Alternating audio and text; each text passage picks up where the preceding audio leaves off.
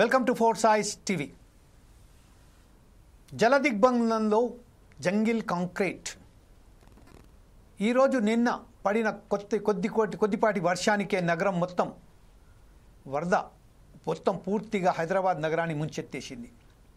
దీని అంతటికీ కారణాలేంటి? కేవలం మున్సిపల్ అధికారుల నిర్లక్ష్యమా? మన గ్రేటర్ హైదరాబాద్ సిటీలో డ్రైనేజ్ వ్యవస్థ బాగులేకపోవడమా?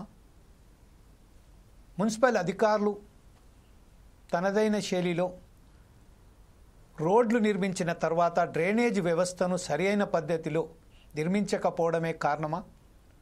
ఈరోజు హైదరాబాద్ నగరంలో ఎక్కువ శాతం 11.5 సెంటీమీటర్స్ వర్షపాతం నమోదైనప్పటికీ ఈరోజు కుక్కట్పల్లి,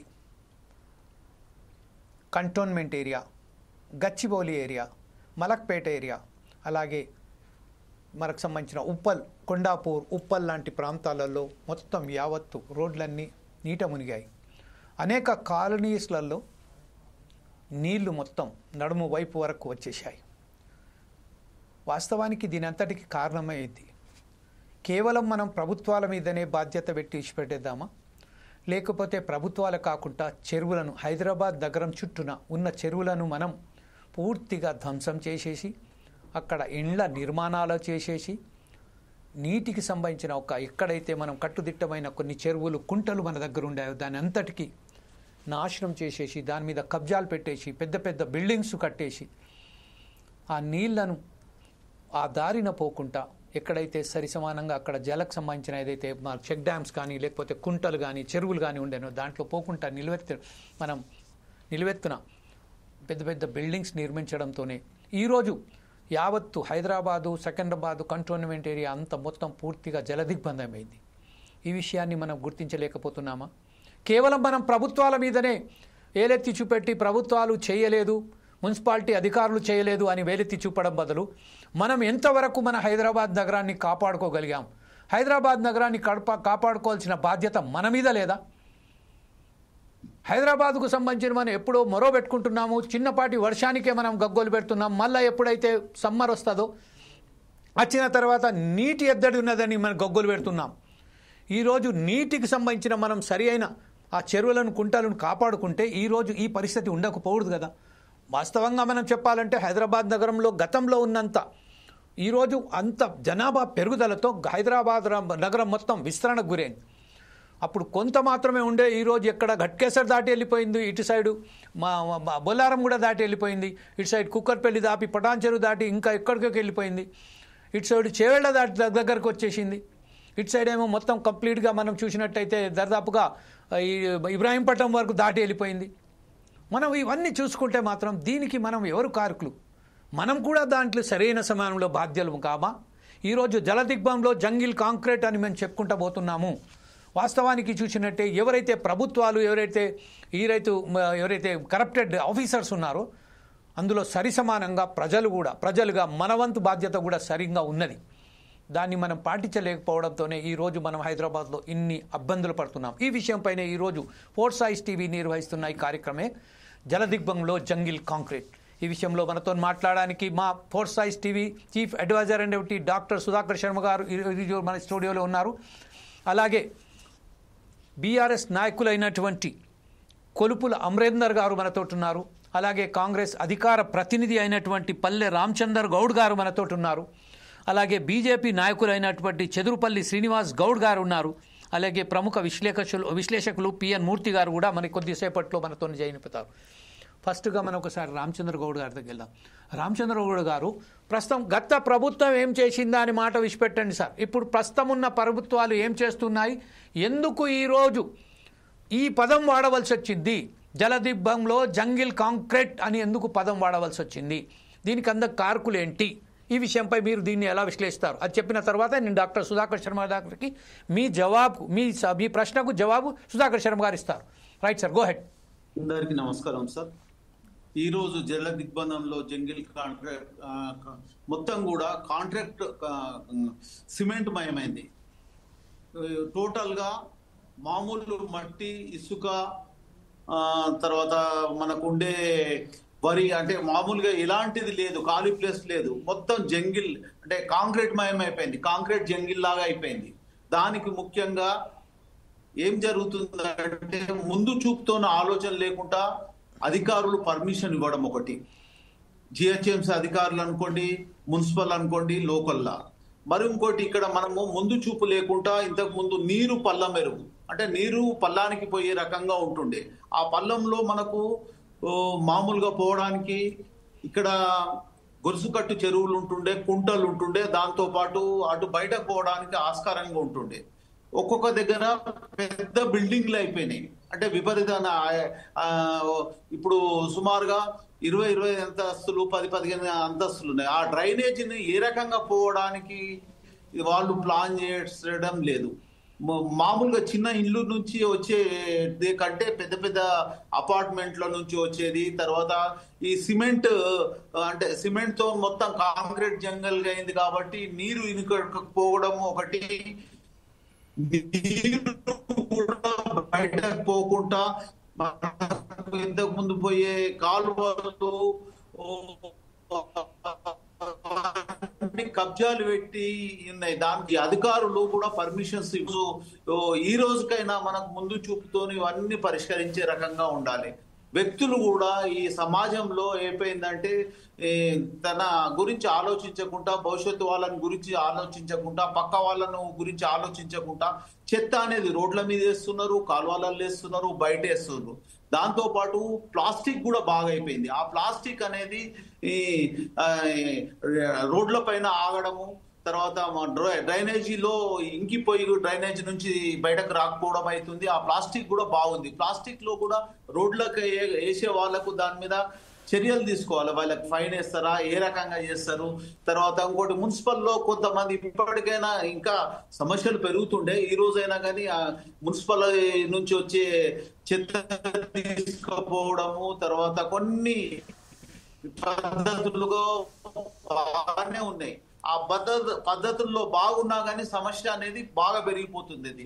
జనాభా పెరిగిపోతుంది, జనాభాకు తగ్గట్టు సౌకర్యాలు చేయలేకపోతుంది. ఆ సౌకర్యాలలో మనము పూర్తి ఫిల్ గా ప్రతిదీ కూడా ఒక పద్ధతిగా టెక్నికల్ గా వేస్తే ఇప్పుడు ఇంజనీర్లు ఇచ్చే ఆలోచనల ప్రకారము, ఒక ప్లాన్ ప్రకారము, ఒక పద్ధతి ప్రకారం చేస్తే అది బాగుంటది. అది భవిష్యత్తులో కూడా చేస్తే బాగుంటది. ఇది మనకు ముందు చూపుగా ఇచ్చే కారణము ఏ ప్రభుత్వాలను నిందించాల్సిన అవసరం లేదు.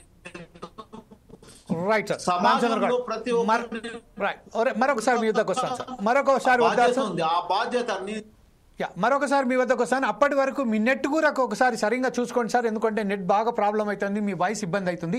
మనం సుధాకర్ శర్మ గారి దగ్గరికి వెళ్దాం. డాక్టర్ సుధాకర్ శర్మ గారు, రామచంద్ర గౌడ్ గారు ఇప్పుడు ఒక విషయం అన్నారు. ఏంటంటే దీనికి సంబంధించిన ప్రభుత్వ అధికారుల నిర్లక్ష్య వైఖరి, అలాగే విచ్చలవిడిగా ఏదైతే అపార్ట్మెంట్ కట్టడం వల్లనే ఈరోజు హైదరాబాద్ నగరంలో ఈ చిన్నపాటి వర్షానికి మొత్తం జలదిగ్బంధం మారిపోయింది.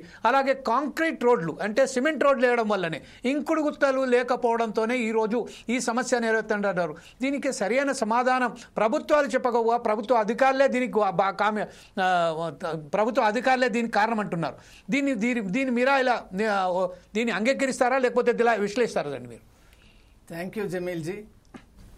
ఈనాటి కార్యక్రమం చాలా ముఖ్యం. ఎందువల్ల అంటే తొలకరి జల్లులు ఎప్పుడైతే నగరాన్ని స్పృశిస్తూ ఉన్నటువంటి నేపథ్యంలోనే మన సంసిద్ధత ఏ స్థాయిలో ఉందో తేటతెల్లమైపోయింది.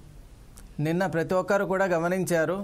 మళ్ళీ అదే మనం ఏదైతే చూస్తున్నామో, ఏదైతే రాకూడదు అనుకున్నామో అదే పరిస్థితి మళ్ళీ పునరావృతమైనటువంటి ఒక పరిస్థితి.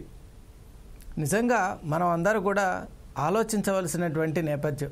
ఎందువల్ల అంటే కొన్ని కాలనీస్లో మనం చూసాం, సికింద్రాబాద్లో కూడా మనం చూసినప్పుడు అక్కడ ఎంటైర్ కాలనీ వాస్ సబ్మెర్జ్. మరి హైడ్రా యాక్షన్ వల్ల అక్కడ ఒక వాల్ తీసేశారు, దానివల్లే అక్కడ మొత్తం కాలనీ అంతా కూడా జలదిగ్బంధంలో ఉంది. చాలామంది అక్కడి నుంచి డిస్ప్లేస్ చేయాలి అని అంటున్నారు. అలాగే మనం కట్టుకున్నటువంటి ఫ్లైఓవర్స్ అంతా కూడా వాటిలో ప్రయాణం చేయటానికి వీలు లేకుండా అన్ని వైపులా కూడా మూసుకుపోయినాయి. అలాగే ఇళ్లలోకి మళ్ళీ నీళ్లు. మనం ప్రతి సంవత్సరం కూడా మనకి ఇది ఒక అలవాటు అయిపోయింది. ఎందువల్ల అంటే ప్రభుత్వాలకు కూడా ఒక రకమైనటువంటి వాళ్ళకి ఫిక్స్డ్ ఒక టెండెన్సీకి వచ్చేసారు. అదేమిటి అంటే వర్షాకాలం ఇలాంటి దుస్థితి అనేటువంటిది కలుగుతుంది, ఇది అయిపోయిన కొన్ని రోజులకు మళ్ళీ ప్రజలు మర్చిపోతారు. కానీ ఇది సరైనటువంటి సమాధానం కాదు. ఎందువల్ల అంటే ప్రభుత్వం అంటే దానికి ఒక రెస్పాన్సిబిలిటీ ఉంటుంది. మనం గతాన్ని తలుచుకోవడం కానీ లేదా వర్తమానంలో ఉండి మనం ఎందుకు చేయలేకపోతున్నాం అనేటువంటి విషయాన్ని ఆలోచించడం కంటే కూడా ముఖ్యంగా సీజనల్ యాక్టివిటీస్ అనేటువంటివి మనకందరికీ తెలుసు. మాన్సూన్ అనేటువంటిది ఒక ఫిక్స్డ్ పీరియడ్లో వచ్చేటువంటి ఒక యాక్టివిటీ. మరి దానికి మనం ఇప్పుడు పరీక్షలు ఉన్నాయి మార్చిలో అంటే దానికి స్టూడెంట్ ఏ విధంగా అయితే ప్రిపేర్ అవుతాడో, మార్చిలో ఎగ్జామ్ ఉందని ఫిబ్రవరి ఎండ్లో అతను స్టార్ట్ చేయడు, లేదా రేపు ఎగ్జామ్ ఉందనంగా ఆ రోజు కూర్చొని చదువుకోడు. అకాడమిక్ ఇయర్ అంతా కూడా చదివితే ఆ మార్చి ఎగ్జామ్ అనేటువంటిది చక్కగా అతను రాయగలడు. అలాగే మాన్సూన్ యాక్టివిటీ అనేటువంటిది కూడా మనకు ఒక పెద్ద ఛాలెంజ్. ప్రతి సంవత్సరం కూడా ఎంత ఇబ్బంది పడుతున్నామంటే అసలు అష్టదిగ్బంధనం అని ఏదైతే ఒక పదం ఉందో అది మన హైదరాబాద్కు చాలా చక్కగా సూట్ అవుతుంది. అలా ప్రజలు అతలాకుతలం అవుతున్నా కూడా ఏ ప్రభుత్వానికి కూడా అసలు చీమ కుట్టినట్లయినా అనిపించడం లేదు. అందువల్లే చాలా ఆశ్చర్యం అనిపిస్తుంది. ఓట్లు వేయించుకొని ఆ గద్దెలు ఎక్కడం వరకే మీ బాధ్యతనా, లేక మీకు ఓట్లు వేసినటువంటి వాళ్ళ పట్ల కూడా మీకేమైనా బాధ్యత ఉందా అని ఫోర్ సైట్స్ ఛానల్ తరఫున ప్రభుత్వాలని అడగాలని అనుకుంటున్నాం. ఇది ఆవేదనతో కూడుకున్నటువంటి హృదయం నుంచి వచ్చినటువంటి ఒక ప్రతిస్పందనగా ప్రభుత్వం గుర్తించాలి. మాకే ప్రభుత్వాన్ని నిందించాలనేటువంటి విషయం లేదండి. కానీ ఒక వర్షానికే మనం ఇలా అయిపోతే ఇక ఎంటైర్ సీజన్ ఈజ్ అవైటింగ్. మరి ఆ సీజన్లో వచ్చేటువంటి పెద్ద వర్షాలకు మనం ఎలా నిలబడి ఉండగలం? ప్రతి ఒక్కరు చిన్న స్కూల్కి వెళ్ళే వాళ్ళ దగ్గర నుంచి వృద్ధుల వరకు వాళ్ళ పరిస్థితి ఏంటి? అసలు ఏదైనా క్రిటికల్ ఎమర్జెన్సీ సిచ్యువేషన్ ఉందనుకోండి, అంబులెన్స్ కూడా మన ఇంటి ముందుకు వచ్చే పరిస్థితి లేదు కదా. మనం వాళ్ళని ఎలా హాస్పిటల్స్కి తీసుకొని వెళ్తాం? ఇది ఎవరికో సంబంధించింది కాదు. ప్రతి ఇంట్లో కూడా ఇటువంటిది జరిగే అవకాశం ఉంది. పెద్దవాళ్ళైనా చిన్నవాళ్ళైనా పదవుల్లో ఉన్నవాళ్ళైనా లేని వాళ్ళైనా ఎవరికైనా మెడికల్ ఎమర్జెన్సీ చెప్పి రాదు. మరి అటువంటి నేపథ్యంలో మనమందరూ కూడా ఈరోజు ప్రతి పార్టీకి సంబంధించినటువంటి పెద్దలు ఉన్నారు కాబట్టి ఒకరినొకరు నిందించుకోవడం వల్ల మనకి ఇక్కడ ఒరిగేది ఏమి ఉండదండి. మనం కన్సాలిడేటెడ్గా ఏం చేయాలి? హైదరాబాద్ అంటే మనందరికీ ఇష్టం ఉంటేనే సరిపోదండి. దానికి తగినటువంటి ఒక రూపకల్పన ప్రణాళిక అవసరం కాబట్టి ఆ ప్రణాళిక వైపు ఈరోజు చర్చ జరగాలని నేను ఆశిస్తున్నాను. Thank you very much Sudhakar Sharma గారు. ఈ రోజు ప్రస్తుతం ఒకసారి మనం చూసినట్టయితే దక్కన్ పీఠభూమిగా గుర్తించిన హైదరాబాదు సముద్రానికి ఎంతో ఎత్తున ఉన్నది. చాలా సేఫ్గా మనం అనుకుంటాం. కాకపోతే మనకు సముద్రం లేదు. సముద్రం వస్తే ఒక్కసారిగా అనివార్య కారణాల వల్ల అక్కడ ఫ్లడ్స్ వచ్చాయి అంటే కూడా దాన్ని మనం ఒప్పుకోవచ్చు. కానీ ఈ రోజు ఎంత ఎత్తైన భూమిలో ఉండగా కూడా ఈ రోజు ఇంత దారుణమైన పరిస్థితులు ఎదుర్కొంటున్నామంటే దానికి కారణం ప్రభుత్వాలు, లంచగుండే అధికారులు. అందుకు ఏదైతే ఎప్పుడైతే వాళ్ళకు ఏదైతే మనం బాధితులుగా వాళ్ళ బాధ్యతగా వాళ్ళకి చెప్తున్నామో ఈరోజు ప్రజలు కూడా సరి సమానంగా దానికి బాధ్యులే. అంటే వారు కూడా ఏదైతే చేస్తున్నారో సరైన పద్ధతిలో తుడి చెత్త, తడి పొడి చెత్త అని ఏదైతే మనం తెచ్చుకున్నామో, స్వచ్ఛ భారత్ అని చెప్పుకున్నామో దాన్ని మనం వర్తిస్తుందా మన మీద? మనం దాన్ని పాటిస్తున్నామా అంటే ఎక్కడ కూడా అది. ఈ విషయంపై కొప్పుల అమరేందర్ గారి దగ్గర వెళ్ళాం. అమరేందర్ గారు, ఈరోజు కేవలం మన మున్సిపల్ అధికారులకే ప్రభుత్వ అధికారులకే దోషులుగా చెప్తున్నాం కానీ మన బాధ్యత మర్చిపోయి ఈరోజు మన హైదరాబాద్ని ఇంత చెత్త నగరంగా తీర్చిదిద్దడానికి కారణమైనటువంటి దీని మీద మీరు ఎలా స్పందిస్తారండి? సార్ గారికి, ఎస్ సార్, రామచందర్ గారికి మరియు శ్రీనివాస్ గారికి నమస్కారములు. ముఖ్యంగా ఒక మంచి సబ్జెక్ట్ అండి ఇది. మనము అన్ని చోట్ల విమర్శించుకోవచ్చు కానీ ఈ విషయంలో అందరూ క్షుణ్ణంగా ఆలోచించవలసిన విషయం. జమీల్ గారు మీరు ఒక మాట అన్నారు, ఇప్పుడు గతం వద్దు ఇప్పుడు మాట్లాడుకుందాము అని అన్నారు. కానీ నేను దానితో విభేదిస్తూ మీతో ఒక మాట చెప్తున్నాను. చెప్పండి సార్. మొట్టమొదటిగా ఈ యొక్క హైదరాబాద్ నగరాన్ని నిర్మించినప్పుడు 1908వ సంవత్సరంలో ఈ పెద్ద వరదలు వచ్చినటువంటి సందర్భం. తర్వాత దాని తదనంతరం ఎన్ని వరదలు వచ్చినా గానీ 2000 సంవత్సరంలో మరీ అసలు ఈ హైదరాబాద్ అంతా మునిగిపోయే విధంగా వరదలు వచ్చిన సందర్భం. ఆ తర్వాత ఇప్పుడు ఈ వర్షాల వల్ల మీరు చూస్తున్నారు, మామూలు వర్షాలకే కుండపోత వర్షాలు కావాలి. మామూలు వర్షాలకే ఒక వేరే కంట్రీలలో 20%, 30% వర్షం వచ్చినప్పుడు ఏదైనా వరదలు వస్తాయి కానీ మన దగ్గర 8%, 2%, 3% వస్తేనే మునిగిపోతున్న పరిస్థితి. హైదరాబాద్ అనేది ఈ రోజు ప్రపంచ పటంలో గొప్పగా చెప్పుకుంటున్నటువంటి నగరము. దీంట్లో 100% నేనేమంటున్నా, ప్రజలు దోషులు కాదు, ఇందులో ప్రభుత్వ అధికారులు దోషులు కాదు, ఇట్లా ఖచ్చితంగా రాజకీయ నాయకులే దోషులు. ఎందుకంటే మన దగ్గర ఒక మూఢత్వం ఉంది. ఒక మూఢత్వం, ఎంత మూఢత్వం అంటే, ఒక కులపోడు ఇల్లు కట్టుకుంటుండంటే వానికి సపోర్ట్ చేస్తారు, మతపోడు ఇల్లు కట్టుకుంటుండంటే వానికి సపోర్ట్ చేస్తారు, లేకపోతే వర్గపోడు ఇల్లు కట్టుకుంటుండంటే సపోర్ట్ చేస్తారు, ఒక పార్టీోడు ఇల్లు కట్టుకుంటుండంటే సపోర్ట్ చేస్తారు. ఈ ప్రకృతి విధ్వంసం చేయడంలో రాజకీయ నాయకులు ప్రముఖ పాత్ర వహించారు, అది ఏ పార్టీ అయినా సరే. ఎందుకంటే అవునన్నా కాదన్నా ఒప్పుకోవాల్సిందే ఇది. ఎందుకంటే మీకు ఒక విషయం చెప్తానండి,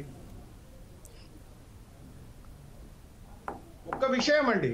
నేనేమంటున్నా, గతంలో ఈ పాత నగరం కాడ వచ్చినప్పుడు దానికి ఒక మూచి నదిని ఒక అద్భుతంగా నిజాం కాలంలో ఒక మూసి పరివాహక ప్రాంతం ఏర్పాటు చేసి హైదరాబాద్ పాత నగరంలో ఉన్నటువంటి నీళ్లు ఇన్ని అవుతుంది, ఇది ఒక 10 సంవత్సరాల తర్వాత మళ్ళీ దీన్ని ఎక్స్టెన్షన్ చేసుకోవాలి, కొత్త కాలువలు నిర్మించుకోవాలనేది చెప్పిర్రు.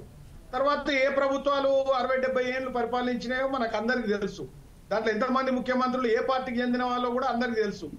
దాంట్లో వాళ్ళు ఏం చేసిరు అనేది కూడా తెలుసు. కొత్త నగరాన్ని సికింద్రాబాద్ ని నిర్మించే క్రమంలో వాళ్ళకు ఒక ప్రణాళిక అనేది లేదు. ఎందుకంటే ఆ ప్రణాళిక లేదు. తర్వాత హైదరాబాద్ ఒకప్పుడు లెక్క కాదు, 1 కోటి మంది ఏమో నివసిస్తున్నారు, 1 కోటి మంది ఏమో వచ్చిపోతున్నారు రోజు ఈ నగరానికి. ఈ 1 కోటి మంది ఉన్న వాళ్ళే కాదు, వచ్చిపోతున్న వాళ్ళు కూడా. ఇప్పుడు సాఫ్ట్వేర్ ఇంజనీర్ ఉంటాడు, ఆయన వచ్చి మొహం కడుక్కుంటాడు, బాత్రూమ్ పోతాడు, ఆయన కాలకృత్యాలు తీసుకుంటాడు, లేకపోతే ఇంకేమైనా పనుల మీద ఉంటాడు, ఆయన నీళ్లు వాడతాడు. ఆయన ఆ నీళ్లు అనేటివి ఎక్కడ అవుతున్నాయి, ఏమవుతున్నాయి, ఎట్లా అవుతున్నాయి అనేది ఒకటి లేదు. తర్వాత ఈ మధ్యకాలంలో హైడ్రా వచ్చింది. హైడ్రా వచ్చిన తర్వాత ఒక కుంటను ఈ మధ్యకాలంలో చూస్తున్న ఒక కుంటను చూపెట్టి ఏదో బతుకమ్మ కుంట అని మన ఈ ఉస్మానియా యూనివర్సిటీ పక్కన ఉంటది, మన హనుమంతరావు ఇంటి పక్కన, దాన్ని ఏదో మేము అద్భుతం చేసినారు. అసలు ఆ బతుకమ్మ కుంట ఎప్పుడు నాశనం అయింది అనేది కూడా మన చరిత్ర తీసుకోవాలి. ఆ బతుకమ్మ కుంట లాంటి కుంటలన్నీ ఎందుకు నాశనం అయినాయి, ఇలా మన ఈ ఉన్నటువంటి మనకు గతంలో ఉన్నటువంటి చెరువులన్నిటి కూడా ఎందుకు నాశనం అయినాయి అనేటివి గమనించుకోవాలి.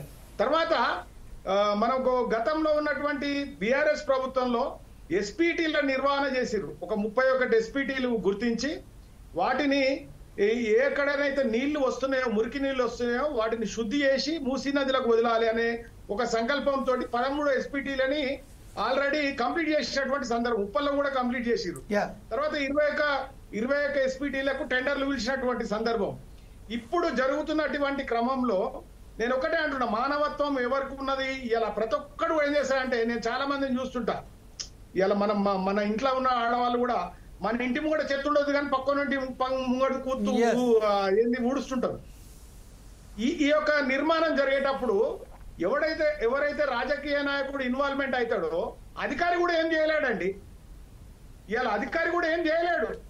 నువ్వు రాజకీయ నాయకుల మధ్య నిబద్ధత ఉన్నదో ఇది ఎప్పుడు నాశనం అయింది, ఇది ఎక్కడ నాశనం అయింది, ఇవన్నీ గుర్తించుకోవాలి.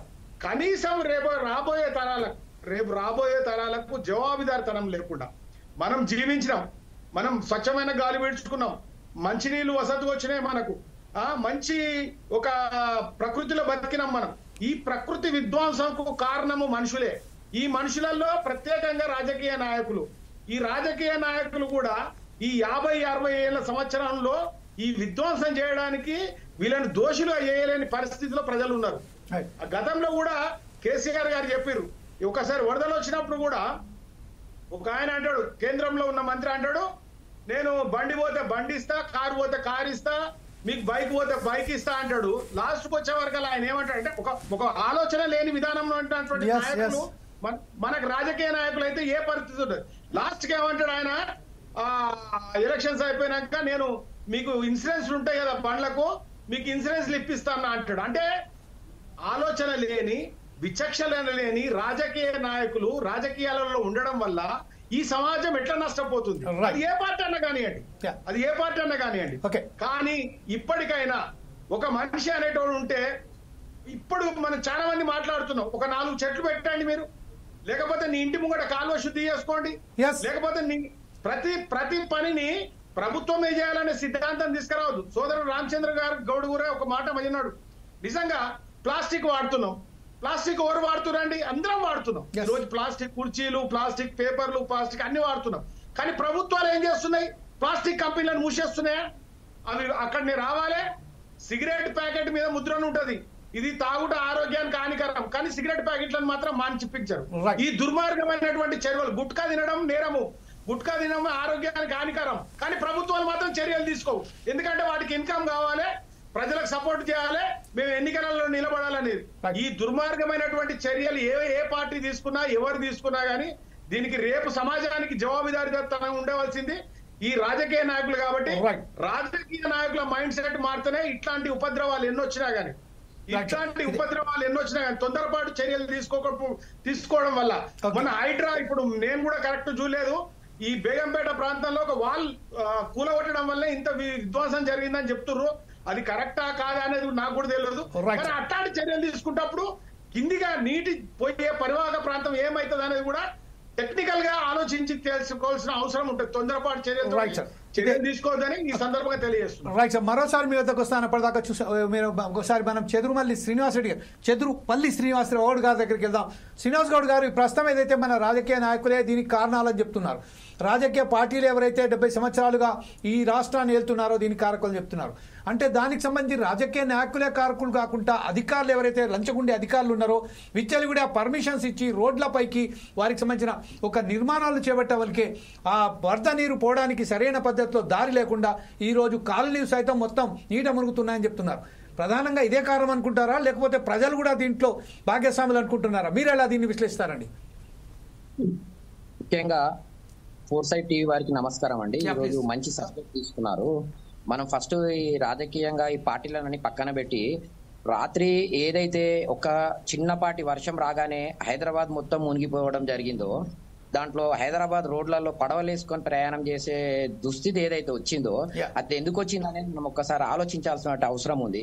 దీంట్లో రాజకీయ పార్టీ ప్రమేయం ఉందా, లేదా అధికారుల ప్రమేయం ఉందా, లేదా పబ్లిక్ ప్రమేయం ఉందా అనేది ఒకసారి ఆలోచించాలా. ఉదాహరణకు మనం కుకట్పల్లి తీసుకున్నట్టయితే, కుకట్పల్లి ఎల్లమ్మ చెరువు కావచ్చు, కుకట్పల్లిలో ఉన్నటువంటి పరికి చెరువు కావచ్చు.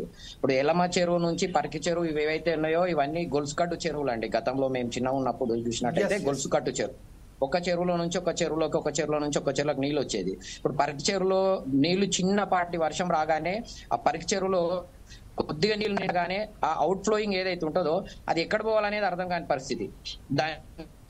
ఏదైతే కౌంటరో కాలువను మొత్తం తగ్గించేసేసి ఆ కాలువను మొత్తం కుదించేసి అక్కడ కన్స్ట్రక్షన్ స్టార్ట్ అయిపోయింది.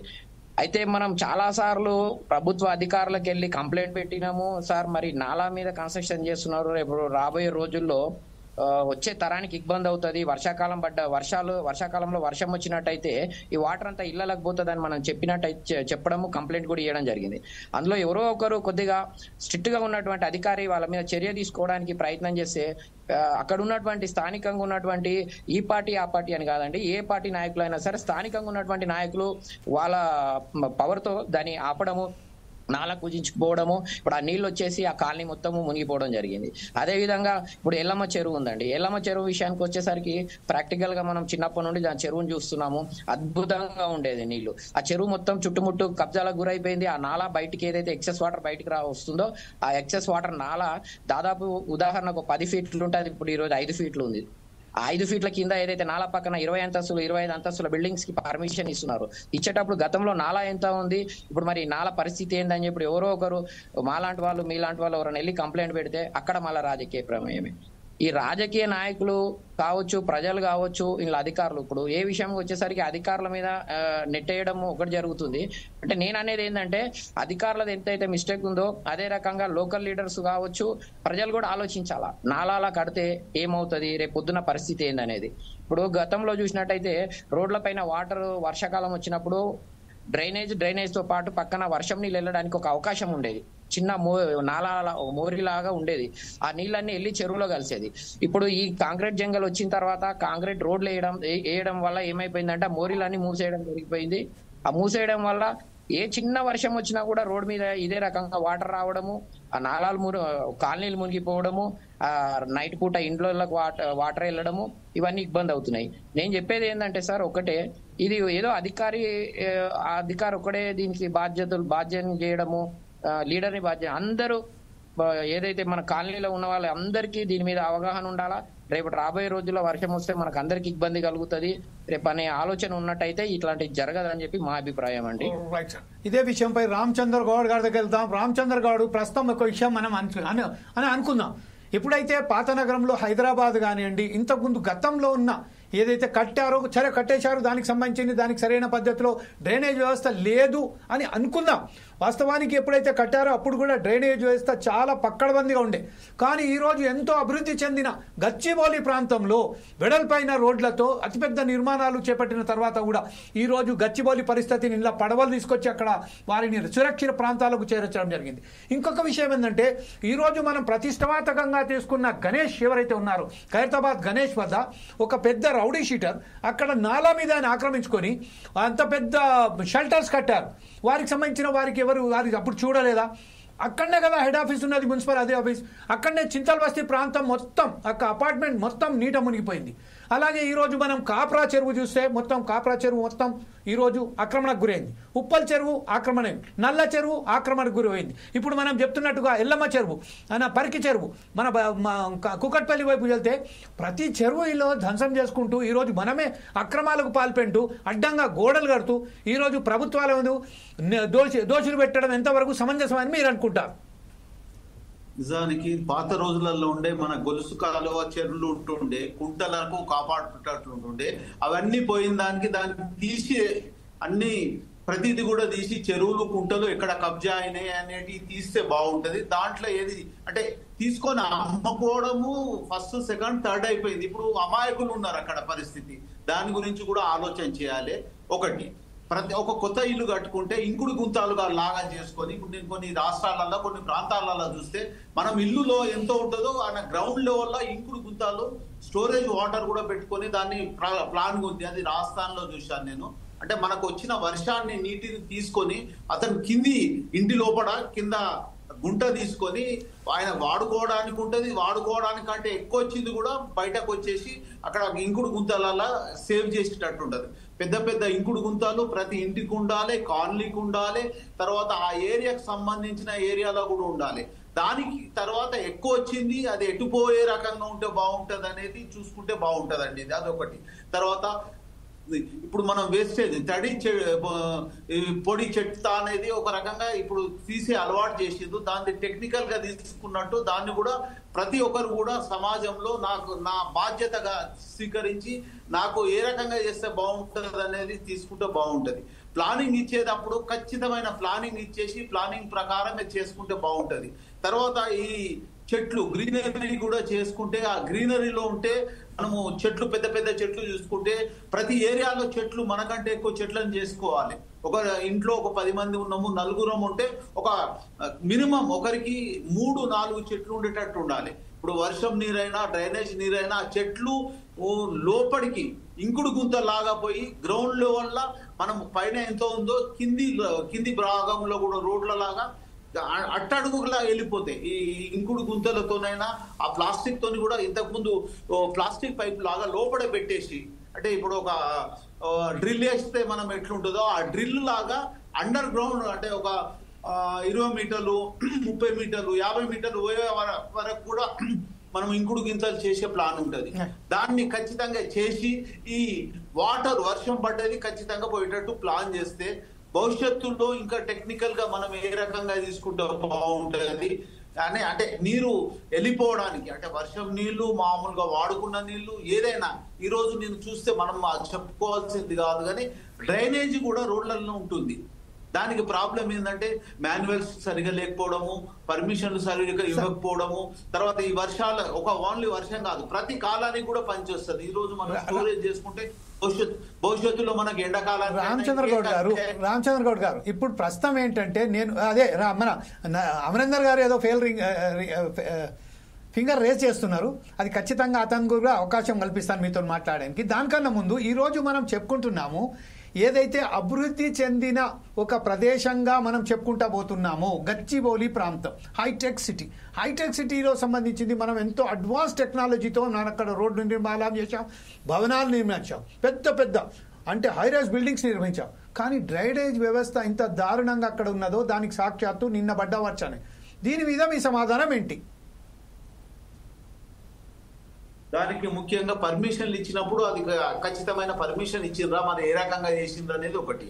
ఇప్పటికైనా ఏంటంటే చెట్లు ఎక్కువ చేసేసి ఆ డ్రైనేజీ వ్యవస్థ టోటల్ గా పోవడానికి ఇప్పుడు వచ్చిన 11%, 12 degrees వాటర్ కాదు, 20 degrees కంటే ఎక్కువ అంటే సాంద్రత అంటే ఎక్కువ వర్షపాతం వచ్చినా ఏది వచ్చినా బయటకు పోవడానికి ఉండాలి. ఇప్పుడు అక్కడ ఆగకుండా బయటకు పోవడానికి ఏ రకంగా చేస్తే బాగుంటుంది? దానికి టెక్నికల్ గా ఎన్నో కాలుగా వస్తుంది. దాన్ని మేధావులతో పర్మిషన్ తీసుకొని దాని మేధావులు ఏ రకంగా చేస్తే చెప్తే బాగుంటుందని భవిష్యత్తు అంటే ఇవి ఈ రోజు జరిగిన సంఘటనలు మన కనువిప్పుగా చూసుకోవాలి. భవిష్యత్తులో జరగకుండా దానికి ఏ రకంగా చేస్తే బాగుంటుంది? ఎవరి అమరేందర్ గారు ఏదో మీతో అడగబోయారు. అమరేందర్ గారు కూడా ఇప్పుడు రామచంద్ర గౌడ్ గారితో మీరేమో అడగాల్సిన్నారు. అలాగే 2 మీటర్లు 3 మీటర్లు కాదు, ఇంకా 20 మీటర్ల వరకు లోపలికి పోయేటట్టు ఉండాలి. కొన్ని ప్రాంతాలలో కెమికల్స్ వస్తున్నాయి, ఆ కెమికల్స్ రాకుండా అది బయటకు పోయే రకంగా చూసుకుంటే బాగుంటుంది అనేది గౌడ్ గారు. ఇప్పుడు మనం అమరేందర్ గారు మీతో క్వశ్చన్ అడగబోయినారు. అదేదో అడిగిన తర్వాత అమరేందర్ గారు ఈ ప్రశ్నకు సరైన సమాధానం మీరు కూడా చెప్పగలుగుతారా లేదా? అంటే వాస్తవానికి హైటెక్ సిటీ కట్టించాం కానీ దానికి సంబంధించిన శూన్యం అయిపోయింది. నిన్న ఒక చిన్న వర్షపాతంతోనే మనకు నమోదైపోయింది. నేను అందుకే ఏమన్నా అంటే మొట్టమొదటి దోషి రాజకీయ నాయకుడే. ఏదేమన్నా నేను ఒప్పుకోను. ఈ రాజకీయ అందుబాటులో ఉన్న రాజకీయ నాయకులమే కానీ ఈ ప్రభుత్వ అధికారులు కూడా ఒక రాజ్యంలో రాజు కరెక్ట్ ఉంటే కింది స్థాయి అంతా కరెక్ట్ ఉంటది. నీకు రాజు చెడిపోయినప్పుడు మంత్రులు చెడిపోతారు, మంత్రులు చెడిపోయినప్పుడు కింద ఉన్నటువంటి సిబ్బంది కూడా చెడిపోతారు. సార్ దీన్ని ఎట్లా సమర్థిస్తారు సార్ మీరు? ఒక్క నిమిషం సార్ అమరేందర్ గారు, రాజకీయ ఒకటే నిమిషం సార్, ఒక నిమిషం ప్లీజ్ సార్ ప్లీజ్ ఒకటి మిస్ అయితాం. 60 ఏండ్ల విధ్వంసం ఎట్లా జరిగింది అనేది ఒక పక్కన పెట్టుకుంటే 60 ఏండ్ల విధ్వంసం 12,000 జమీల్ గారు 12,000 రసాయనిక ఫ్యాక్టరీలకు ఎవరు పర్మిషన్లు ఇచ్చిర్రు? ఈ రోజు వాటికి ఎస్పీటీలు లేకుండా వాటిని పర్మిషన్ ఇచ్చి ఈ రోజు గగ్గోలు పెట్టి మూసీకరమైంది అనడానికి ఈ రాజకీయ నాయకులు కారణకులు కాదా? తర్వాత ఎవరు అధికారంలోకి వచ్చినా గానీ ఎప్పుడైతే హైదరాబాద్ కు వచ్చే పబ్లిక్ ని తక్కువ చేసే పరిస్థితులలో ఏ ప్రభుత్వం అన్న పనిచేసిందా? ఏ స్మార్ట్ సిటీస్ డెవలప్మెంట్ చేసిందా? తర్వాత ఇవాళ హైదరాబాద్ ఒక్కటే తెలంగాణ కాదు, ఇవాళ హైదరాబాద్ కు పబ్లిక్ రాకుండా ఉండడానికి ఏమైనా ప్రణాళికలు రూపొందించిర్రా? ఈ ఔటర్ రింగ్ రోడ్ అవతల ఎక్కడైనా సిటీస్ నిర్మించిర్రా? ఇవాళ గచ్చిబౌలినే ఇవాళ వ్యాపార కేంద్రాలు అక్కడనే ఉంటాయి, సాఫ్ట్వేర్ కేంద్రాలు అక్కడనే ఉంటాయి, ఈ యొక్క బంజారాహిల్స్ జూబ్లీస్ ఉన్న వాళ్ళ ఇండ్లు అక్కడనే ఉంటాయి. ఇవన్నీ ఉండడం వల్ల ప్రజలు అక్కడికి పనిచేయడానికి వెళ్ళినప్పుడు అక్కడ వాటర్ ఎక్కువ అవుతుంది, ఈ తప్పిదాలు ఎక్కువ అవుతాయి. కాబట్టి ఈ యొక్క స్మార్ట్ సిటీస్ అనేది ఇవాళ ప్రపంచ దేశాలకు కూడా అన్ని కూడా ఏం చేసినాయంటే మెయిన్ సిటీస్ చుట్టూ ఒక 50 కిలోమీటర్లు 100 కిలోమీటర్ల దూరంలో స్మాల్ సిటీస్ నిర్మించి ప్రజలు హైదరాబాద్ అవసరాలు తక్కువ చేసినాయి.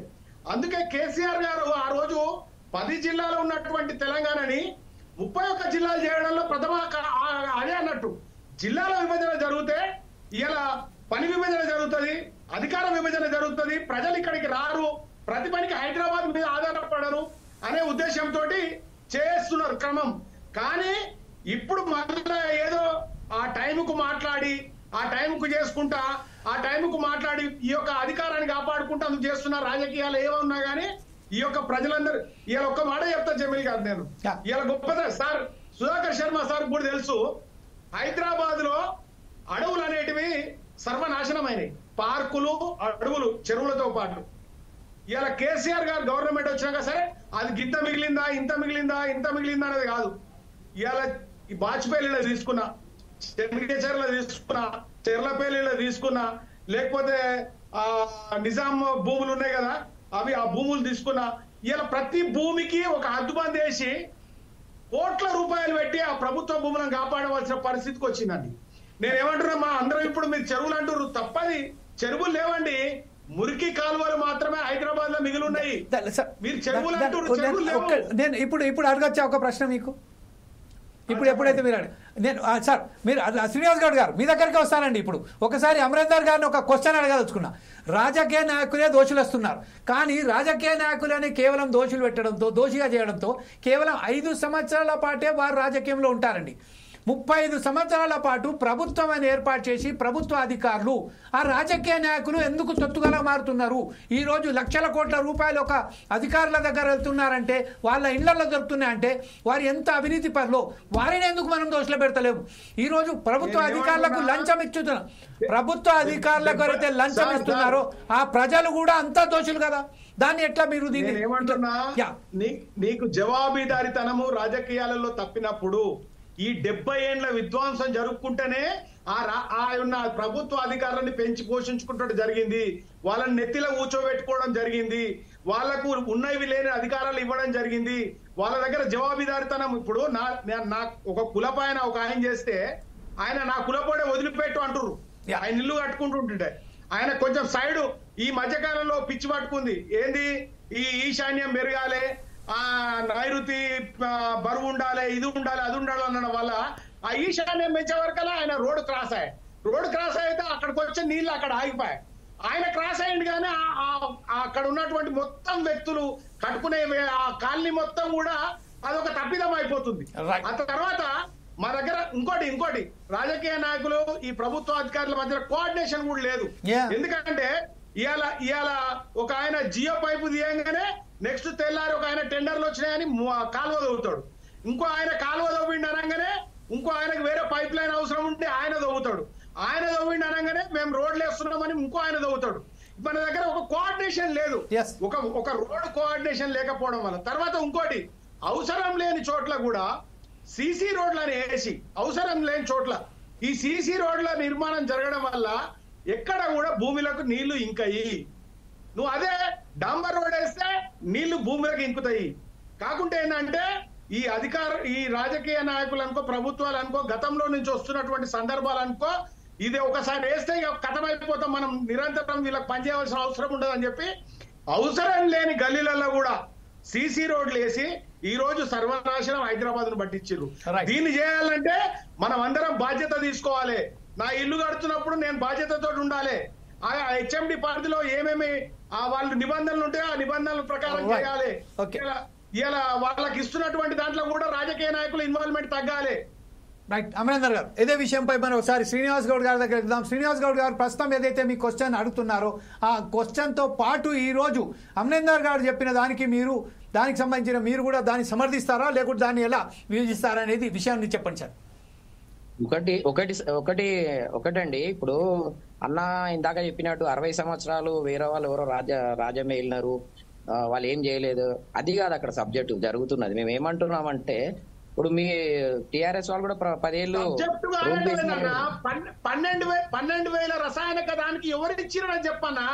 ఈ చెరువులు బతుకమ్మకుండా బతుకు లేకుండా ఎప్పుడైందో చెప్పన్నా. ఎప్పుడు నల్లగా అయిందో చెప్పన్నా నాకు.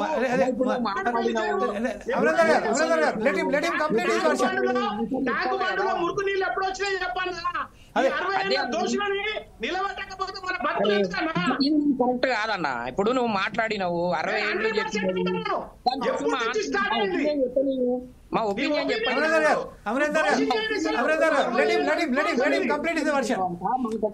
అలాగే మనకు రామచంద్ర గౌడ్ గారు ఏదో మీ మీద ఒక ఫింగర్ రేజ్ చేస్తున్నారు, ఆరు కూడా అడదలుచుకున్నారు. శ్రీనివాస్ గారు గారు మీరు చెప్పండి సార్. ప్లస్ మేము ఏమంటున్నామంటే అన్నగారు మాట్లాడినారు, మేము మంచిగా ప్రశాంతంగా విన్నాము. విన్న తర్వాత మా ఒపీనియన్ కూడా తీసుకోండి. మీ మనసులో ఉన్నది మీరు చెప్పినారు. పబ్లిక్ లా ఇక్కడ ఇష్యూ ఏదైతే జరుగుతుందో అది కూడా మాకు అవకాశం ఇస్తే మేము కూడా చెప్తాము. సరే, ఇప్పుడు 60 సంవత్సరాలు వాళ్ళు ఏం చేసినారు అనేది పక్కన పెడదాము. ఇప్పుడు 10 సంవత్సరాలు మనం ఏం చేసినాం అనేది ఆలోచించాలా. ఇప్పుడు ఒక్కటి సార్, అంబీర్ చెరువుకి వచ్చేసరికి అంబీర్ చెరువు పూడికే తీస్తామని చెప్పి ఆ చెరువును మొత్తం కుదించేసి దాని చుట్టుముట్టు వాకింగ్ ట్రాక్ వేసేసి దాని చెరువును చిన్నగా చేసి ఆ నాలా మూసేసింది ఎవరు అనేది ఒకసారి ఆలోచించాలా. రెండోది, ఐడియల్ చెరువు విషయానికి వచ్చేసరికి ఐడియల్ చెరువు చుట్టూ అదే పద్ధతిలో చేసేసినారు. దాన్ని క్లీన్ చేసింది లేదు, దాన్ని నీట్ గా చేసింది లేదు. ఇంకొకటి ఇంతకు ముందు ఏ రాజకీయ నాయకుడు చెప్పిండండి హుస్సేన్ సాగర్ లో కొబ్బరి నీళ్లు తీసుకొని తాగుతామని, అంత నీట్ గా చేస్తామన్న నాయకులు 10 సంవత్సరాలు సరిపోలేదా? కొబ్బరి నీళ్లు చేసి దాన్ని వాటర్ అంతా క్లీన్ గా చేస్తామని చెప్పిన వాళ్ళు చేసినారా? మేమేమంటున్నాం అంటే అంబీర్ చెరువు విషయంలో నేను కూడా ఏకమిస్తా అండి. అంబీర్ చెరువుకు సంబంధించింది అక్కడ పెద్ద ఒక కొండలుండి ఆ కొండలన్నీ కొట్టేశారండి. మాట్లాడనియండి. నేను ఏమంటున్నానంటే పొలిటికల్ లీడర్ మాటలు పక్కన పెడదాము. మనం ఏమంటున్నాం అంటే ఇది రాబోయే తరాలకు మనం ఏమిస్తాం? చెరువులు ఉన్నాయా? ఏదైనా చెరువులు ఉన్నాయా? కుంటలు ఉన్నాయా? మా దగ్గర పటేల్ సార్ వాళ్ళు 60 ఏళ్ళు చేసినారని మేము 10 ఏళ్ళు చేస్తామంటే అట్లా కాదండి. ఇప్పుడు మేము ఏమంటున్నాం అంటే కుకట్పల్లి విషయమే మాట్లాడతాను. పటేల్ కుంట అనేది కుంట సార్. అది గతంలో ఆ కుంటలకు ఎల్లమ్మ చెరువుల నీళ్లు కానీ పరక చెరువు నీళ్ళు వచ్చేది. ఇప్పుడు కుంటను తీసి దాన్ని పార్క్ చేసేసినారు. ఆ చుట్టుపక్కల ఉన్నటువంటి FTL బఫర్ లో ప్లాట్లు చేసేసినారు, అమ్మేసినారు. అది ఎవరు చేసినారండి? మనం చేసిందే కదా. రాజకీయ నాయకులు కావచ్చు, అధికారుల సపోర్ట్ కావచ్చు. ఇప్పుడు ఎల్లమ్మ చెరువు విషయాన్ని అదే ఇప్పుడు ప్రజెంట్ సార్. ఇప్పుడు రేపు పొద్దున ఇంకొక వర్షం పడితే పరక చెరువులో నీళ్ళు వచ్చి ఇక్కడ సాయి నగర్ కానీ ఇంకా దాని చుట్టుపక్కల ఉన్నటువంటి కాలనీలని గతంలో ఈ కేసీఆర్ గారి ప్రభుత్వం ఉన్నప్పుడే మునిగిపోతే వీళ్ళు 10,000 చొప్పున 3 అంతస్తుల బిల్డింగ్ మీద ఉన్నోని కూడా డబ్బులు ఇచ్చినారు వీళ్ళు. ఏదైనా 3 అంతస్తుల బిల్డింగ్ మీద ఉన్నది మునిగిపోతుందా? కింద ఫ్లోర్ లో ఏదైతే మునిగిపోయిందో అది ఎందుకు మునిగిపోతుంది? ఆ నీళ్ళు ఎందుకు వస్తున్నాయి? FTL ఎవడు కట్టినాడు? నాలా ఏదైతే ఉందో దాన్ని ఎవరు పూజించినారు? దానికి కబ్జా ఎవరు ఎంకరేజ్ చేసినారు అనే ఆలోచన చేయకుండా మునిగిపోయిన వాళ్ళకి డబ్బులు ఇచ్చుకుంటూ పోయినారు.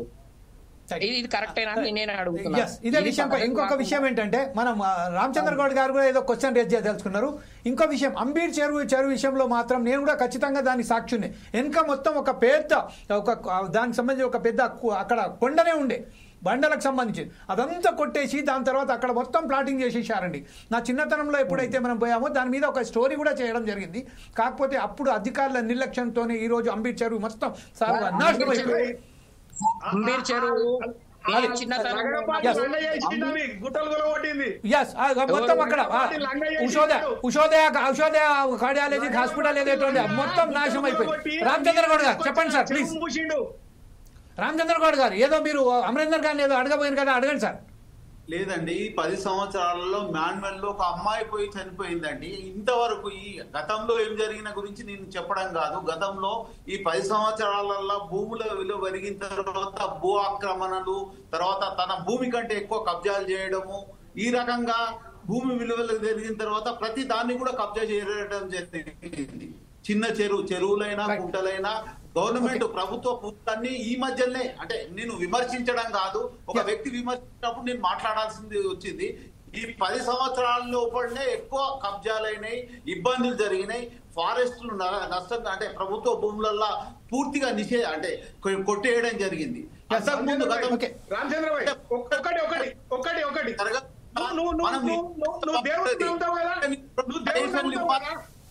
అన్ని ప్రాంతాలు డెవలప్మెంట్ చేయాలి. ఒక్క అటవీ భూమికి గతంలో హలో ఇంత అంటే 10 సంవత్సరాల లోపలనే ఎక్కువ ప్రాబ్లం జరిగింది కదా, అంతకుముందు జరగలేదు. ఇదే విషయంలో ఇంకొక విషయం, ఇది ఇప్పుడు దేవుళ్ళ దయ్యాలని కాకుండా ఒకటిసారి రామచంద్ర గౌడ్ గారు ఏదైతే చెప్పారో, అమరేందర్ గారు చెప్పారు, శ్రీనివాస్ గౌడ్ గారు ఒక విషయం చెప్పండి. బయట వారిని మనం ఒక్కసారిగా ఏదైతే బయట వారు వస్తున్నారో వారు కూడా ఈ విధ్వంసాలకు ఇంత కారకులు అని చెప్తున్నారు. అంటే ఔటర్ రింగ్ రోడ్డు తర్వాత కూడా ఏదైతే చిన్న చిన్న సిటీస్ ను కూడా డెవలప్ చేయకపోవడంతోనే ఈ రోజు హైదరాబాద్ లో మొత్తం యావత్తు దేశం నుంచి వెళ్ళి మొత్తం ప్రజలు వచ్చేసి హైదరాబాద్ లో స్థిరపడుతున్నారు. దీనికి ఇది కూడా ఒక ప్రధానమైన కారణం అని చెప్తున్నారు. దీన్ని మీరు అంగీకరిస్తున్నారా లేదా? RRR కావాలని అడుగుతున్నామండి. మన శ్రీనివాస్ గౌడ్ గారు సిటీస్ డెవలప్ కావాలండి, ప్రతి ఏరియా డెవలప్ కావాలి, ప్రతి ప్రాంతం డెవలప్ కావాలి, ఏరియా కావాలి. శ్రీనివాస్ గౌడ్ గారు చెప్పండి సార్. మీరు దయచేసి మధ్యలో మాట్లాడడానికి ఇబ్బంది చేయకండి, ఒక్కొక్కరికి ఛాయిస్ ఇవ్వండి. ప్రతి ప్రాంతాన్ని డెవలప్మెంట్ చేయండి. ప్రతి ఒక దగ్గర మనం మెడికల్ హబ్ ఉంది అనుకోండి, ఒక దగ్గర ఇండస్ట్రీ, ఒక దగ్గర ఫుడ్ డెవలప్మెంట్, ఈ విషయంపై శ్రీనివాస్ గౌడ్ గారు అంగీకరిస్తున్నారా లేదా? ఈ విషయంపై స్పష్టంగా మీరు ఏమంటారండి శ్రీనివాస్ గౌడ్ గారు? మరి మేము ఏమంటున్నామంటే భారతీయ జనతా పార్టీ ఏదైతే సిటీ ఎక్స్పాండ్ చేయడానికి రోడ్ కనెక్టివిటీ, వాటర్ కనెక్టివిటీ, అన్ని కనెక్టివిటీస్ మేము చేసుకుంటూ పోతున్నాము. ఏదైతే ఇప్పుడు మనకు హైదరాబాద్ ఒక సిటీలో చుట్టుపక్కల ఉన్నటువంటి అన్ని జిల్లాల నుంచి జనాలు ఒకేసారి వచ్చేసరికి అన్నగారు అన్నట్టు ఇబ్బంది అవుతుంది. అయితే దానికి ఎక్కడికక్కడ సిటీ డెవలప్ చేస్తే బాగుంటుంది. ఇప్పుడు వరంగల్లో కూడా మనం సిటీ డెవలప్మెంట్ చేయడానికి మన కేంద్ర ప్రభుత్వం నుంచి మనము స్టార్ట్ చేసినాం. అక్కడ వర్క్ అనేది అది వరంగల్ అనేది ఒకటి సిటీ అవుతుంది. కాకపోతే సిటీ ఒకటే డెవలప్మెంట్ విషయం అదొకటి పాయింట్ అండి. ఇంకొకటి గచ్చిబౌలి ప్రాంతంలో చూసినట్టయితే మనం విచ్చలవిడిగా 25 అంతస్తులు 30 అంతస్తుల బిల్డింగ్ ఇచ్చిపోయినారు గత ప్రభుత్వం, పర్మిషన్లు ఇచ్చుకుంటూ పోయినారు. ఆ ఇచ్చేటప్పుడు ఆ జనాల 25 ఫ్లోర్ల బిల్డింగ్ లో ఎన్ని వేల మంది వస్తారు, దానికి తాగునీటి ఎంత అవసరం ఉంటది, ఆ ఎక్స్ట్రా డ్రైనేజ్ వాటర్ బయటికి అవుట్పుట్ వచ్చేది అది ఎక్కడ కలుస్తుంది? ఒక బిల్డింగ్ పర్మిషన్ ఇచ్చుకుంటూ పోతే అయిపోతుందా అండి? ఆ రోడ్లో ఒకటి వేసుకుంటూ పోతే అయిపోతుందా? ఇప్పుడు వర్షాకాలం వస్తే అసలు ఆ ఏరియాలో తిరిగేటట్టు ఉన్నదా? ఆ దర్గా ప్రాంతంలో పడవలు వేసుకొని తిరగాల్సి వస్తున్నది, గచ్చిబౌలి ప్రాంతంలో పడవలు వేసుకొని తిరగాల్సి వస్తున్నది. మరి వీళ్ళు ఏమంటారు, మేము డెవలప్మెంట్ చేసినాము, గత ప్రభుత్వం 60 ఏళ్ళు వాళ్ళు నాశనం చేసినారు, మీరు 10 ఏళ్ళు మీరేం చేసినారు మీరు చెప్పండి, మీరు కూడా చెప్పాలి కదా.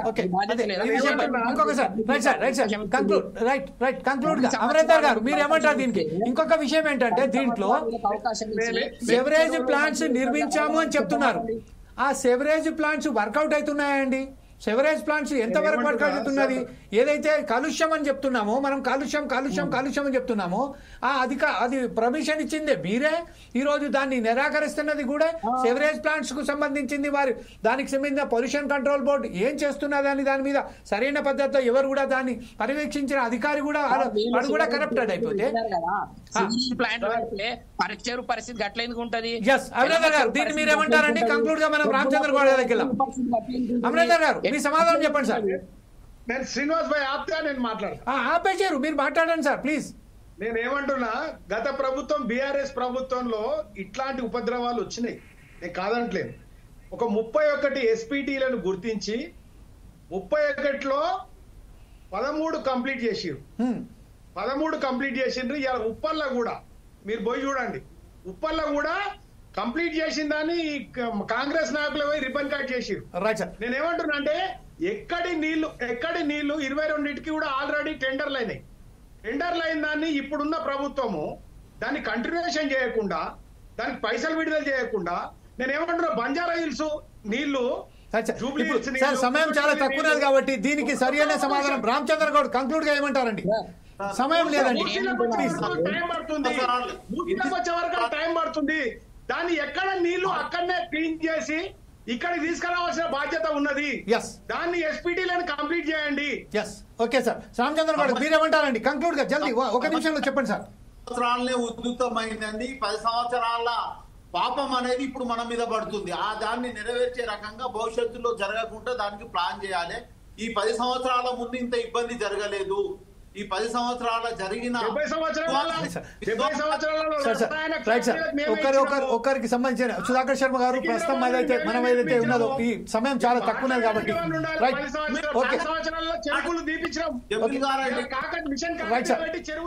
రైట్ సార్ సమయం అయిపోయింది కాబట్టి సుధాకర్ శర్మ గారి కంక్లూడ్ గా వెళ్దాం సార్. ఇప్పుడు ప్రస్తుతం ఏదైతే ఉన్నదో రాజకీయాలకు సంబంధించిన ఒకరి మీద ఒకరు నిందలేసుకోవడమే సరిపోతుంది కానీ వాస్తవానికి హైదరాబాద్ నగరంలో ఈ నీతికి సంబంధించిన ఎండాకాలం వస్తే నీతి ఎద్దడి, వర్షాకాలం వస్తే జలపాతం, ఈ విషయాన్ని తట్టుకోవడానికి సరైన ప్రణాళిక లేకపోవడమే కారణం అంటారా?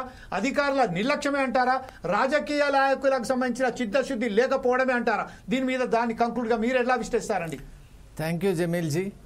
ఈనాటి కార్యక్రమంలో మనం వక్తలు చెప్పినటువంటి అన్ని విషయాలు గమనించిన తర్వాత మనకు ఒకటి స్పష్టంగా ఏం తెలుస్తోందంటే మన నగరం అనేటువంటి ఒక ప్రేమ చాలా గాఢంగా ఉండాలి. నిజంగా మన నగరం అని ఎప్పుడైతే మనం అనుకుంటామో ఇప్పుడు ఉన్నటువంటి పరిస్థితులు ఎట్టి పరిస్థితుల్లో కూడా రావు. ఈరోజు మనం చూసేటువంటి ఇష్యూ ఇది ట్రయాంగులర్ ఇష్యూ. ఇక్కడ ముఖ్యంగా ముగ్గురి పాత్ర, చాలా స్టేక్ హోల్డర్స్ అంటారు కదా, అలా ముగ్గురి పాత్ర ఉంది. ముఖ్యంగా ప్రజలలో అవగాహన రాహిత్యం చాలా ఉంది. అసలు మన నగరాన్ని ఎలా ఉంచుకోవాలి, మనం వేరే నగరాలను కనుక చూసినప్పుడు ఒక క్రమశిక్షణ ఉంటుంది, ఒక నైతికత ఉంటుంది. మన నగరం అని ఎప్పుడైతే మనం ఇష్టపడతామో ప్రేమిస్తామో దాన్ని ఆటోమేటిక్గా మన ఇంటిని ఎలా చూసుకుంటామో నగరాన్ని కూడా అలా చూసుకునేటువంటి ప్రయత్నం చేస్తాం. ఇక రెండవ అంశం అధికారులు. నిజంగా చెప్పాలి అంటే అధికార వ్యవస్థ కూడా చాలా అసలు మనం ఊహించలేనటువంటి ఒక దారుణమైన స్థితిలో ఉంది. అద్భుతమైనటువంటి అవకాశాలు వాళ్ళకి ఇచ్చి ప్రజాసేవలో ఉండండి అని వాళ్ళకి ఇచ్చినా కూడా ఆ అవకాశాన్ని వాళ్ళు ఎంత మేరకు వారు సరిగా చేస్తున్నారనేటువంటిది పెద్ద ప్రశ్న. అసలు మన కాంట్రాక్టర్స్ విషయం కనుక తీసుకుంటే మన రోడ్లకు నీళ్ళంటే పడదని అనిపిస్తోంది. They are allergic to water అని అనిపిస్తోంది. ఎందుకంటే ఒక డ్రాప్ ఆఫ్ వాటర్ వచ్చినా మన రోడ్లు అసలు వేశారా లేదా అనేటువంటి ఒక ప్రశ్న మనకు ఉత్పన్నమవుతుంది. మరి ఇటువంటి కాంట్రాక్టర్లతో ఆ వర్క్ చేయించి ఆ బిల్లులను పాస్ చేయించినటువంటి అధికారులు ఎవరు? వారికి ఏమాత్రం కూడా పరిజ్ఞానం ఉండాలా ఉండకూడదా అనేటువంటిది కూడా వారి విజ్ఞతకే మనం వదిలేద్దాం. అసలు అంత పెద్ద స్థాయిలో ఉన్నటువంటి అధికారులు నగరంలో ఏర్పడేటువంటి విపత్తును ఎదుర్కోలేకపోయినప్పుడు వాళ్ళు కూర్చునేటువంటి వాళ్ళ కుర్చీలకు వాళ్ళు ఏ విధమైనటువంటి న్యాయాన్ని చేస్తున్నారో వాళ్ళు ఆలోచన చేయాలి. ఒక పదవిని మనం తీసుకోవడం అంటే ఆ పదవిలో ఉన్నటువంటి బాధ్యతను మనం మనస్ఫూర్తిగా స్వీకరిస్తున్నప్పుడే ఆ కుర్చీలో కూర్చోవడానికి మనకు అర్హత ఉంటుంది. మరి ఈనాడు ఎంతమంది అధికారులు అటువంటి అర్హతతో కుర్చీలో కూర్చుంటున్నారో వాళ్లకు వాళ్లే ప్రశ్నలు వేసుకోవాలి. ఇక అన్నిటికంటే ముఖ్యమైనటువంటిది ప్రభుత్వం. అసలు ఇక్కడ ప్రజలకు అవగాహన రాహిత్యం అయితే, అధికారులకు అలక్ష్యమైతే ప్రభుత్వానికి ఆలోచన విధానం చాలా అవసరం. అసలు ప్రభుత్వం ఏర్పడిందే అద్భుతమైనటువంటి ఆలోచన శక్తితో ఉండటానికి. మరి ఈనాడు మనం చూస్తున్నాం, పునరావృతం అవుతున్నా కూడా వాళ్ళు ఏం చర్యలు తీసుకుంటున్నారు? గతాన్ని తోడుకోవడమో లేక మనకు ఉన్నటువంటి సమయాన్ని మనం ఎలా వాడుతున్నాం అనేటువంటి విషయంలో వాళ్ళ ఆలోచన ఎంత మాత్రం ఉందో మనం చూడాలి. అలా ప్రభుత్వం కనుక ఎప్పుడైతే చిత్తశుద్ధితో ఉంటుందో తప్పక అద్భుతమైనటువంటి ప్రణాళికలు బయటికి వస్తాయి. ప్రభుత్వం కనుక చాలా ఒక నిబద్ధతతో అది ప్రజలకు నిజంగా మేలు చేయాలి అనేటువంటి సంకల్పంతో కనుక ఉంటే అద్భుతమైనటువంటి ప్రణాళికలు బయటకు వస్తాయి. వాటి పర్యవసానంగా అధికారులు కూడా అంతే అప్రమత్తతతో ఉంటారు. ఎప్పుడైతే ప్రభుత్వం అధికారులు ఒక సమన్వయంగా ఉంటారో ప్రజలు కూడా ఆటోమేటిక్గా వాళ్ళు ఈ ఎఫెక్ట్ వల్ల వాళ్ళలో కూడా ఒక మార్పు వస్తుంది. కాబట్టి ఇక్కడ మనం ఏ ప్రభుత్వాన్ని ఏ పార్టీని నిందించడం మన ఉద్దేశం కూడా కాదు. ప్రభుత్వాలు ఆలోచన చేయాలి. మీకు అద్భుతమైనటువంటి అవకాశాన్ని ప్రజలు ఇచ్చారు. నేను మరీ అదే చెప్తున్నాను. ప్రభుత్వాన్ని ఇక్కడ మేము నిందించడం లేదు, కానీ ప్రజలు మీకు ఒక అద్భుతమైనటువంటి బహుమతి ఇచ్చారు. మరి ఇచ్చినటువంటి అవకాశాన్ని మీరు సద్వినియోగం చేసుకోండి. తొలకరి జల్లులకే మనం ఇంత చాలా తంటాలు పడుతున్నటువంటి విషయం మీ అందరికీ తెలుసు. కాబట్టి మళ్ళీ వర్షం వచ్చినప్పుడు మనం ఇటువంటి చర్చ జరగకుండా ఉండాలని ఆశిస్తూ సెలవు తీసుకుంటున్నాం. Thank you very much Sudhakar Sharma గారు. ప్రశ్నించే తత్వం లేకపోతే అనర్థాలు ఇలాగే జరుగుతుంటాయి. ఎప్పుడైతే మీరు ప్రశ్నిస్తారో అప్పుడే సరైన పద్ధతిలో ప్రభుత్వాలను, ప్రజాప్రతినిధులను, రాజకీయ నాయకులను ప్రతి ఒక్కరిని ప్రశ్నించే తత్వం మాత్రం చచ్చిపోకపోతే వారిని ప్రశ్నించండి. వచ్చినప్పుడు ఖచ్చితంగా వాళ్ళని నిలదీయండి. అప్పుడే ఈ సరైన పద్ధతితో వాళ్ళ దగ్గర నుంచి జవాబు అవుతుంది. ఈరోజు హైదరాబాద్ నగరం ఈరోజు జలదిగ్బంధంలో జంగిల్ కాంక్రీట్ అని చెప్పే బదులు జలదిగ్బంధంలో కాకుండా ఈరోజు ఒక బ్రహ్మాండమైన స్వచ్ఛదానికి ఒక హైదరాబాద్ నగరం తీర్చిదిద్దే విధంగా ఉంటుందని మనం భావిస్తున్నాం. కాకపోతే ప్రతి ఒక్కరూ దాన్ని ప్రశ్నించాలి. ప్రశ్నించకపోతే మీరు కాదు, నగరమే మొత్తం ఈరోజు జలదిగ్బంధంలో కాకుండా దేశం మొత్తం జగవిద్యలో ఉండేటట్టు ఉంటుంది. అందుకోసమే ప్రజలారా ఒకసారి మేల్కోండి. మీ హక్కులను మీరు కాపాడుకోండి. మీ హక్కులకు సంబంధించిన మీరు కూడా దాంట్లో ఒకసారి భాగస్వామ్యం కాకండి. ఖచ్చితంగా ప్రశ్నించండి. మీరు కూడా రాజకీయ నాయకులతో పాటు మీరు కూడా దాంట్లో కుళ్ళిపోయి మీరు కూడా దాన్ని ప్రశ్నించే గొంతుగా కాకుండా మీరు అబ్జర్వ్ చేసే గుణంగా మారకండి. అదొక్కటే ఆశిస్తూ ఫోర్సైజ్ టీవీ నిర్వహిస్తున్న ఈ కార్యక్రమంలో ఈరోజు పాల్పంచుకున్నందుకు గులుపుల అమరేందర్ గారికి, పల్లె రామచంద్ర గౌడ్ గారికి, చెదురుపల్లి శ్రీనివాసరావు గారికి, అలాగే ప్రత్యేకంగా మా ఫోర్సైజ్ టీవీ అధికారి సుధాకర్ శర్మ గారికి ప్రత్యేక ధన్యవాదాలు చెప్తూ రేపు మరొకసారి మీ ముందుకు వస్తాము. అప్పటిదాకా చూస్తూనే ఉండండి ఫోర్సైజ్ టీవీ.